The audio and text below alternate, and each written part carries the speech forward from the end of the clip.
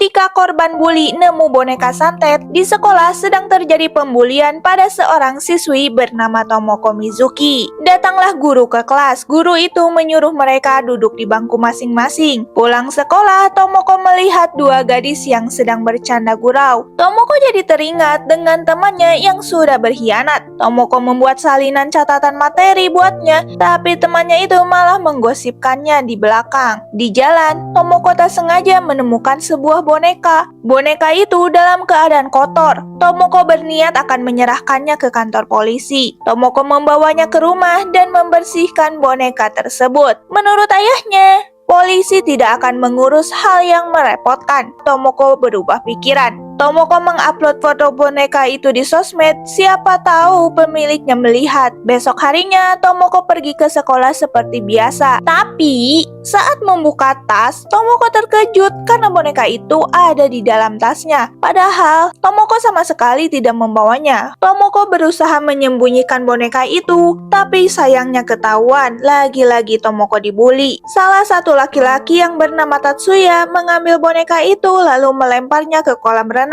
Tomoko memutuskan untuk mengambilnya, membersihkan boneka itu dan meminta maaf. Gara-gara dia, boneka itu sekarang malah ikut terkena masalah. Alasan Tomoko dibully adalah karena dulu dia ditunjuk untuk mengatur kelas agar bisa mengikuti festival. Karena Tatsuya ketahuan minum alkohol di lingkungan sekolah, mereka sepakat untuk menjadikannya rahasia. Tapi guru tetap menemukan sampah minuman alkohol yang Tatsuya minum. Sebagai hukumannya, kelas Tomoko tidak bisa mengikuti festival budaya, padahal mereka sudah mempersiapkan seluruhnya. Dari sini teman-teman Tomoko sekelas langsung menyalahkan Tomoko. Tomoko berusaha menjelaskan kesalahpahaman, tapi sejak saat itu, teman-temannya mulai tidak ramah. Aku hanya bisa berbicara dengan boneka. Setidaknya, kamu satu-satunya temanku sekarang. Mungkin akan lebih baik jika semua orang dibuat seperti boneka. Tiba-tiba saja, kepala boneka itu menoleh berputar menghadap Tomoko.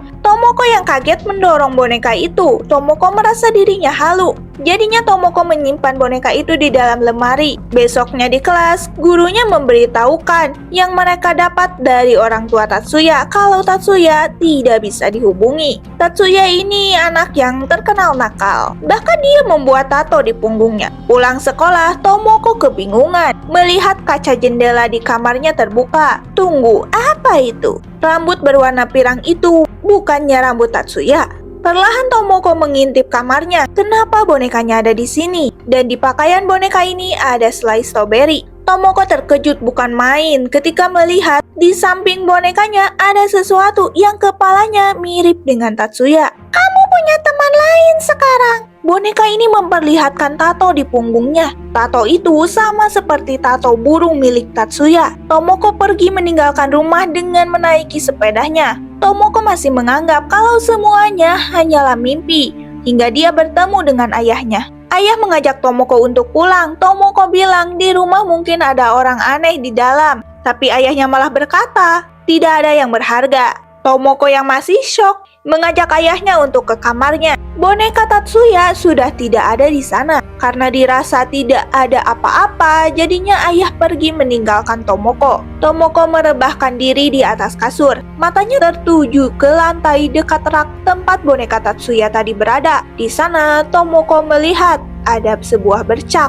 Tomoko merasa ada yang aneh dengan boneka yang dia bawa ke rumah. Tomoko memutuskan untuk membuang boneka itu. Di postingan sosial media pun tidak ada yang merespon. Tomoko memberikan boneka itu kepada petugas kebersihan. Tomoko langsung pergi meninggalkan tempat. Saat boneka itu masuk ke mesin, mendadak mesin jadi macet. Si petugas harus mendorongnya, tapi tiba-tiba ada tangan mungil yang keluar menarik tangan petugas itu, hingga membuat petugas itu berteriak kesakitan. Temannya yang panik langsung menghampiri. Dia bingung harus menelpon polisi atau ambulan, karena kondisi rekannya sudah masuk ke penggiling sampah. Bangkitlah boneka santet dari mesin sampah mencari keberadaan Tomoko.